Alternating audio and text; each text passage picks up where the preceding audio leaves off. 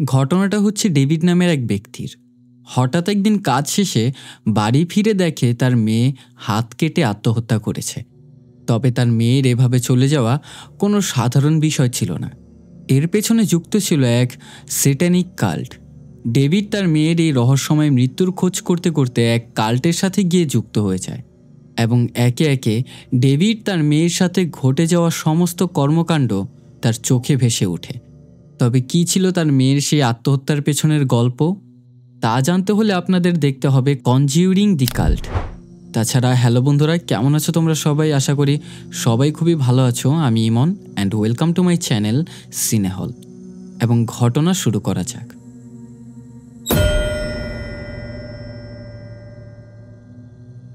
কাজের উদ্দেশ্যে ডেভিড বাইরে গিয়েছিল কয়েকদিনের জন্য। ফেরিতে করে বাসায় ফিরলে গেট খুলেই তার মেয়েকে কয়েকটা ডাক দিতে শুরু করে। অনেকক্ষণ যাবৎ ডাকতে থাকলে উপরের রুমটাতে গিয়ে সে চেক করে। সে তার ঘরের মধ্যে নেই। বাথরুমে গিয়ে চেক করলে দেখতে পায় বাথটাবে তার মেয়ের নিথর দেহ পড়ে আছে। তার মেয়ে মাসা তার হাত কেটে আত্মহত্যা করেছে।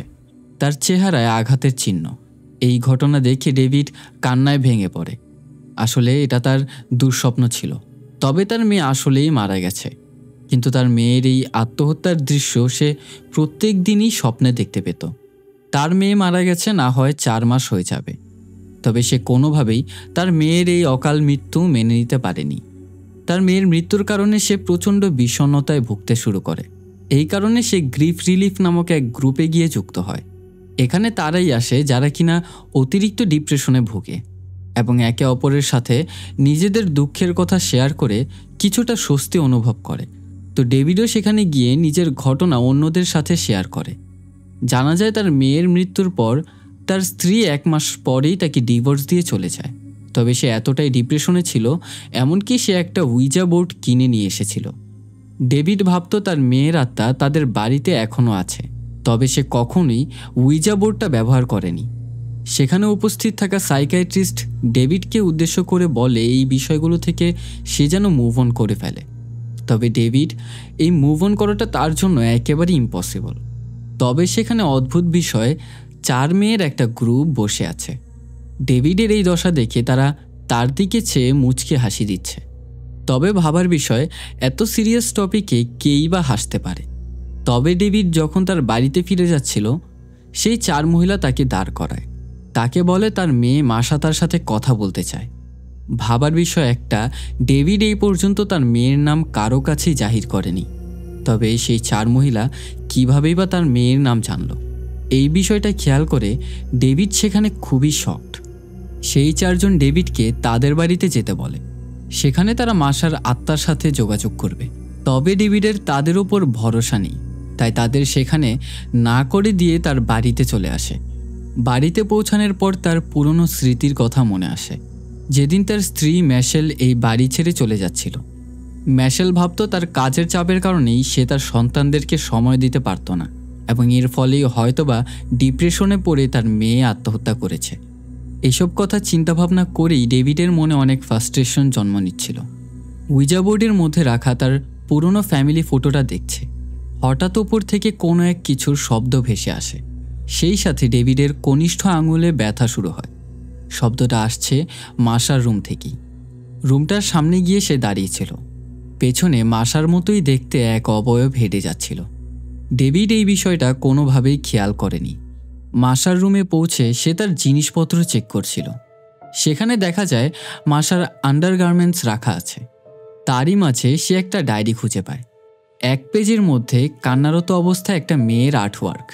তারই মাঝে একটা ফটো যেখানে মাসার সাথে 4টা মেয়ে। ফটোতে 4 মেয়ের ফেসগুলো একেবারে ডিস্টর্টেড। ডায়েরিটা নিয়ে সে নিচের রুমে এসে পৌঁছায়। তবে আবারও দেখা যায় মাসার মতো দেখতে এক অবয়ব তাকে ফলো করতে করতে নিচে চলে আসে। ডেভিড সেখানে ডায়েরিটা পড়ছিল। তার মেয়ের ভাষ্যমতে, আমার সাথে এমন কিছু ঘটছে যা কিনা হওয়া উচিত না। তবে আমি এমন কিছু ঘটনার সম্মুখীন হয়েছি চাইলেও আমি কারো কাছে প্রকাশ করতে পারবো না। ডেভিড যখন ডায়েরিটা পড়ছিল তখনও সেই অবয়ব তার দিকে তাকিয়েই ছিল। ডায়েরি পড়তে পড়তে ডেভিডের কখন যে চোখ লেগে গেল সে বুঝতেও পারেনি। এবার স্বপ্নে আজকের ঘটনাই সে দেখছে। তার স্বপ্নের মধ্যে সে মাসাকে দেখতে পায়।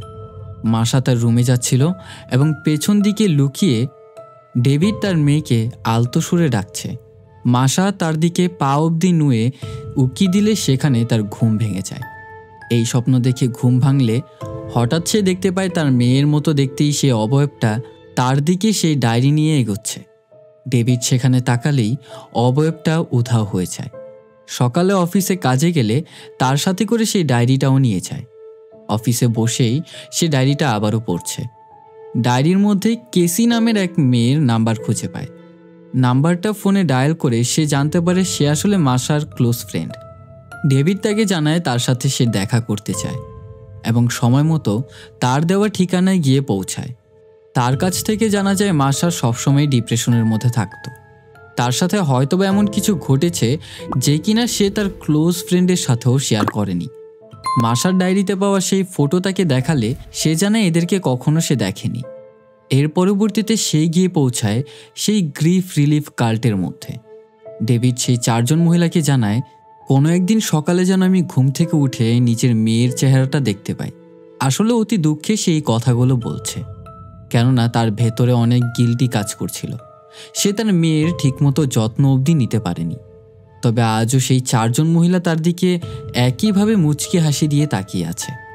বাড়ির উদ্দেশ্যে ডেভিড রওনা দিলে পথে সেই 4 জন মহিলা আবারও দাঁড়ায় এবং তাকে আগের দিনের মতোই পুনরায় একই কথা বলা শুরু করে। তারা ডেভিডকে জানায়, আপনি যদি আমাদের বাড়িতে না আসেন তাহলে আমরাই আপনার বাড়িতে যেতে পারবো। আমরা শুধুমাত্র আপনাকে একটু সাহায্য করতে চাই। 4 জন মহিলা তারা চলে যাচ্ছিল। পেছন থেকে ডেভিড ডাক দিয়ে বলে, আচ্ছা, আপনারা যদি আমার বাড়িতে আসেন তাহলে আমার বাড়ির অ্যাড্রেস প্রয়োজন হবে না? এর উত্তরে জানায় তাদেরকে অ্যাড্রেস দেওয়া লাগবে না, কেননা তারা তার বাড়ির ঠিকানা জানে। বিষয়টা ডেভিডকে অনেক ভাবায়। বাড়িতে পৌঁছে ডেভিড সব সময়ের মতোই তার মেয়ের কথা ভাবছে। তবে আশ্চর্যের বিষয়, বাড়িতে পৌঁছিয়ে হঠাৎ করে গেটে কড়া নড়ার শব্দ। গেট খুলতেই সেই 4 মহিলাকে সে দেখতে পায়। যেভাবে এরা এসেছে দেখে কোনোভাবেই স্বাভাবিক মনে হচ্ছিল না। মনে হচ্ছিল এরা জাদুর মাধ্যমে এখানে চলে এসেছে, কেননা তাদের চারিপাশে প্রচণ্ড ধোঁয়া ছিল। ঘরে পৌঁছেই তারা 4 জন বাড়িতে কিছু অনুভব করতে পারে। বাড়ির ভেতরে প্রচণ্ড চিৎকার শুনতে পাচ্ছে তারা। তবে ডেভিড কোনো কিছুই শুনতে পাচ্ছে না। একজনের সেখানে নজর কাড়ে টেবিলের ওপর থাকা মাশার ডায়েরির ওপর। ডেভিড তাদেরকে থামাতে গেলে বাড়িতে এসে হঠাৎ উপস্থিত হয় তার স্ত্রী ম্যাশেল। সে জানায় বাড়িতে থাকা কিছু জিনিস সে নিতে এসেছে। ম্যাশেল সে 4 জন মহিলাকে দেখে উল্টাপাল্টা ভেবে নেয় এবং সেখান থেকে চলে যেতেই লাগছিল। বাইরে গিয়ে ডেভিড তাকে সমস্ত ঘটনা খুলে বলে। তবে ম্যাশেল তার কথায় বিশ্বাস করে না এবং তাকে নিজের প্রতি খেয়াল রাখার কথা জানিয়েই সেখান থেকে সে বিদায় নিয়ে চলে যায়। তবে এই 4 জন মহিলা কে বা কারা, এদের রহস্য একটু পরেই উন্মোচন হবে। ডেভিড তার ঘরে ফিরে আসলে 4 জন মহিলা তাকে জানায় ডেভিডকে তাদের বাড়িতে যেতেই হবে। তাদের বাড়িতেই একমাত্র মাশার আত্মার সাথে কন্ট্যাক্ট করতে পারবে এবং তারা জানায় মাশা তার সাথে কথা বলতে চায়। সে কোন কোন সমস্যার মধ্যে এতদিন যাবৎ ভুগছিল। তবুও ডেভিড তাদের সাথে যেতে চায় না। তবে মাশার ব্যাপারে আরেকটু বলার পর ডেভিড যাওয়ার জন্য রাজি হয়ে যায়। তারা জানায় মাশার সাথে যোগাযোগ করতে চাইলে সেই ডায়েরিটা এবং তার পরিহিত কোনো কাপড় লাগবে।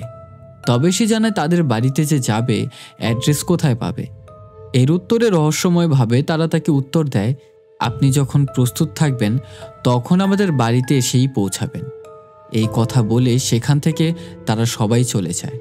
তারা চলে যাওয়ার পর ডেভিড অনেকটা ফ্রাস্ট্রেট হয়ে যায়। জেদের বসে মাশার সম্পূর্ণ ডায়েরি সে ছিঁড়ে ফেলে। চোখ লেগে গেলে সে আবারও একই স্বপ্ন দেখতে পায়। মাশা তার দিকে এসে আবারও অনেক জোরে চিৎকার দিয়ে বসে। এই দেখে আবারও তার ঘুম ভেঙে যায়। জাগ্রত হওয়ার পরেও মাশার রুম থেকে আবারও চিৎকারের শব্দ শোনা যায়। আবারও শুরু হয় তার কনিষ্ঠ আঙুলের ব্যথা।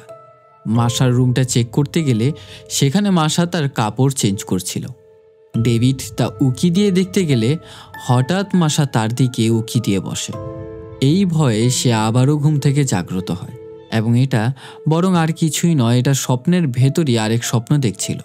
পরের দিন সকালবেলা অফিসে গেলে সেখানেও সে মাশার ঘটনা নিয়ে চিন্তা করছে। হঠাৎ নজর যায় অফিসের নিচে। দেখা যায় 3 জন লাল আলখেল্লা পরা মানুষ। তবে ঠিকমতো তাদের চেহারা দেখা যাচ্ছে না। সেই মুহূর্তে কেসি তাকে কল করে এবং তাকে জানায় যেদিন থেকে সে তার সাথে দেখা করে গিয়েছে তারপর থেকেই সে মাসাকে নিয়ে উদ্ভট স্বপ্ন দেখছে। তাছাড়া সে আরও জানায় ডিপ্রেশনে ভোগাকালীন সময়ে মাসা একটা সেলফ হেল্প নামে একটা গ্রুপের সাথে যুক্ত ছিল। কল কাট করার পর কেসি যখন হলরুমে গিয়ে পৌঁছায় সেখানেও সেই লাল লাল খেলা পরা 3 জন একই ব্যক্তিকে সে দেখতে পায়, যেমনটা ডেভিড দেখেছিল তার অফিসের বাইরে। ডেভিড বাসায় ফিরে আসলে হঠাৎ করে তার নজর গিয়ে পড়ে উইজা বোর্ডের মধ্যে। স্যাটানিক সিম্বলের ওপর লাল লাইট ভেসে উঠেছে। তখনই হঠাৎ করে সেখানে সেই 4 জন মহিলার থেকে একজন এসে উপস্থিত হয় এবং এরা সম্পূর্ণ উলঙ্গ অবস্থায়। ডেভিডকে বলা হয় সেই উইজা বোর্ডের প্ল্যানশেট ওঠাতে। কাজটা করার পরে হঠাৎ ডেভিড তাদের আস্তানায় গিয়ে পৌঁছায়। দেখা যায় বাকি 3 জনের একই অবস্থা, তাদের মাথায় বিভিন্ন স্যাটানিক সিম্বল। সেই 4 জন মহিলার উদ্দেশ্য হচ্ছে মাসাকে কনসিয়াস ওয়ার্ল্ডে ফিরিয়ে আনা এবং তারা ডেভিডের কাছ থেকে সেই জিনিসগুলো চেয়ে নেয় যেটা কিনা তাকে আনতে বলা হয়েছিল, মাসার ডায়েরি এবং তার কাপড়ের একটা অংশ। অদ্ভুত বিষয় হচ্ছে ডেভিড তার মেয়ের ডায়েরি এবং আন্ডারওয়্যার নিয়ে আসে। এত সমস্ত কাপড় রেখে কেনই বা সে এগুলো নিয়ে আসবে? জিনিসগুলো পাওয়ার পর তারা রিচুয়াল শুরু করে এবং সূর্য দেবতার কাছে প্রার্থনা করতে থাকে মাসাকে এই পৃথিবীতে ফিরিয়ে আনতে। মন্ত্রপাঠের এক পর্যায়ে হঠাৎ তারা 4 জনই মাসার ছোট ছোট স্মৃতি তাদের চোখে ভেসে উঠছিল, তবে এরা তা নিতে পারছিল না। মাথায় প্রচণ্ড ব্যথা শুরু হয় এবং সেখানে এরা অনেক ভয়ানকভাবে চিৎকার শুরু করে। এক পর্যায়ে তারা 4 জন অজ্ঞান হয়ে যায়। ডেভিড শত ডাকার পরেও তারা যখন উঠছিল না, ডায়েরিতে হাত দিতে গেলে আশ্চর্যজনকভাবে সেটা একটা ফটোতে রূপান্তর হয়। তবে এটা সেই ফটোটা যেটা কিনা এর আগে মাসার ডায়েরি থেকে পেয়েছিল, কিন্তু এবার মাসার সাথে যে 4 জন মহিলা ছিল তাদের ফেস একেবারে দেখা যাচ্ছিল। আশ্চর্যের বিষয়, ফটোতে থাকা এই 4 জন আর কেউই নয়, বরং তার সামনেই এরা বসে আছে।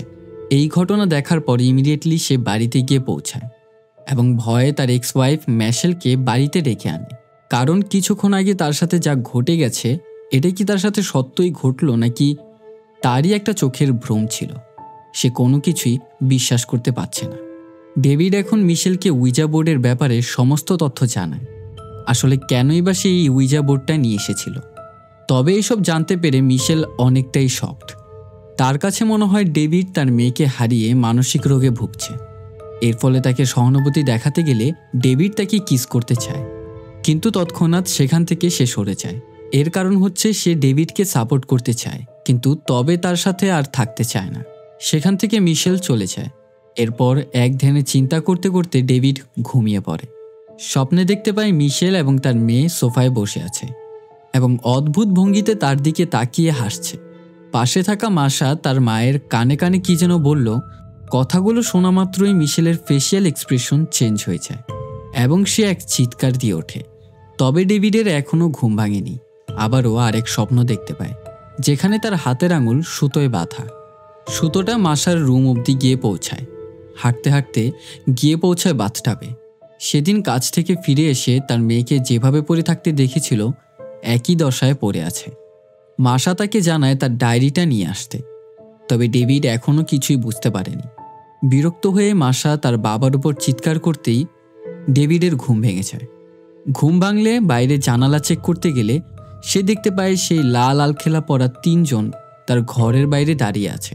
তবে এতটুকু বোঝা যায় এরা কোনো এক কাল্টের সদস্য। রাতে ঘুম না হওয়ায় পরের দিন সকালে অফিসে গিয়ে লাইট বন্ধ করে কাজ করছে। ডেভিডের বস এসে তাকে জানায় বাইরে 4 জন অদ্ভুত মহিলা এসে তোমার ব্যাপারে জিজ্ঞাসা করছিল।